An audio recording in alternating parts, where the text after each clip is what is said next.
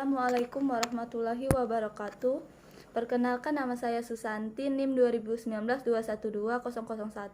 Di sini saya akan menjelaskan tentang cara mengembangkan Customer Relationship Management. Yang pertama, membuat visi yang jelas. Setiap perusahaan harus mempunyai visi yang jelas sebagai dasar dalam meningkatkan penjualan dan customer experience.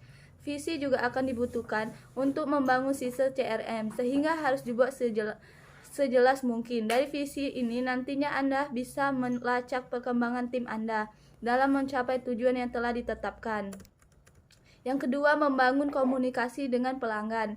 Ketika Anda ingin mengelola hubungan baik dengan pelanggan, komunikasi adalah kuncinya. Selama berkomunikasi dengan pelanggan, pastikan Anda berbicara dengan bersikap sebaik mungkin. Yang ketiga, selalu terhubung dengan pelanggan. Setiap hubungan perlu dijaga dengan baik supaya selalu erat. Begitu juga dengan hubungan pelanggan. Pastikan Anda selalu terhubung dengan semua pelanggan Anda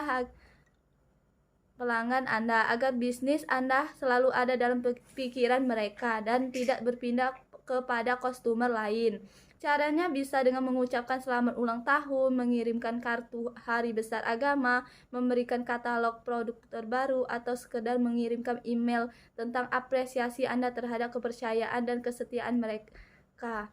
Yang keempat, ada rutin meminta feedback dari pelanggan. Selain membangun komunikasi yang baik, Anda juga harus meminta feedback dari pelanggan secara rutin. Feedback ini bermanfaat untuk meningkatkan kualitas produk atau layanan agar bisa lebih baik lagi. Meminta feedback bisa melalui survei, email, media sosial, live chat, maupun kolom komentar.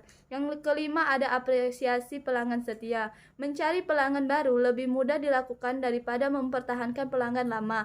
Jadi, jagalah pelanggan lama agar selalu setia pada bisnis Anda dengan cara memberikan apresiasi, penghargaan. Ini bisa memberikan potongan harga atau voucher khusus.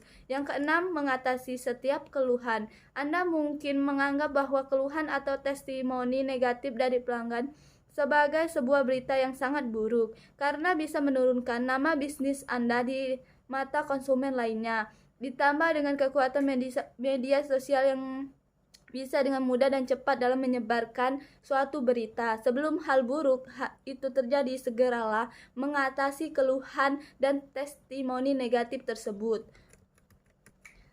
Yang ketujuh, merencanakan strategi konten marketing. Untuk membangun customer relationship management yang baik, Anda juga perlu merencanakan konten marketing yang efektif untuk meningkatkan penjualan. Konten tersebut harus bisa menyampaikan pesan yang berguna untuk target konsumen, khususnya yang berpeluang melakukan pembelian. Tentukan juga media yang akan digunakan, apakah itu melalui website, email, atau media sosial.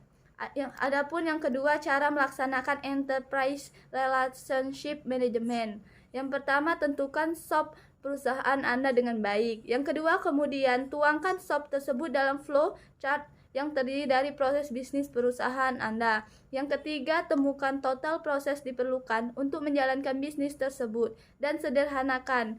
Karena semakin sederhana proses tersebut, maka akan semakin efektif, efisien, serta mudah dikontrol. Yang keempat, tentukan timeline yang diperlukan untuk menjalankan setiap unit proses tersebut. Yang kelima, flow chart bisnis proses ini harus melibatkan bagian dari perusahaan, mulai dari sales, gudang, supply chain, sampai keuangan, sehingga semua mengerti dan setuju atau proses tersebut. Yang keenam, diskusikan flow chart tersebut dengan IT atau sampaikan ke software vendor untuk diminta masukannya. Yang ketujuh, biasanya justru di software company berpengalaman yang akan memberikan masukan yang sudah umum dilakukan di dunia bisnis. Yang ke-8, sebagai business owner jangan memaksakan kehendak bahwa bisnis Anda adalah unik lain daripada yang lain. Lantas minta software company untuk customize terlalu banyak, karena hal tersebut akan menyebabkan biaya yang jauh lebih tinggi dan waktu yang cukup lama. Lebih jelek lagi, begitu diterapkan banyak bug yang terjadi. Yang ke-9, ingat, semua sistem tidak mungkin mengakomodasi semua keinginan bisnis owner. Bisa terakomodasi 80% sampai 90%. Kegiatan rutin sudah bagus dan sudah saatnya diterapkan. Yang ke-10, kesuksesan penerapan sistem ERP sangat tergantung pada kesadaran semua bagian bahwa dengan sistem kerja mereka semakin mudah dan nyaman. Sosialisasi dan training yang diberikan pada kesempatan sama juga menyeleksi orang yang tepat dan mampu. Bagi yang tidak mampu mengikuti perkembangan, sudah saatnya memberikan kesempatan yang lebih mudah dan mampu dalam hal IT. Tidak ada gunanya mempertahankan orang yang memang tidak bisa berubah lagi dalam suatu sistem, karena ini akan menjadi batu sandungan dalam penerapan sistem tersebut. Yang selanjutnya ada jangan menerapkan sistem triaran bersamaan dengan sistem lama, karena ini bisa dijadikan alasan untuk kembali ke sistem lama atau manual bila menghadapi kesulitan. Namun kalau sudah dipastikan harus online, maka sebaiknya tidak lagi dijalankan secara paralel, sehingga harus ada komitmen 100% dari seluruh tim. Yang selanjutnya ada seorang leader yang berkomitmen dan tegas untuk mengimplementasikan, tentu harus di backup 100% oleh business owner. Baiklah, mungkin itu saja yang dapat saya jelaskan. Saya akhiri. Wassalamualaikum warahmatullahi wabarakatuh.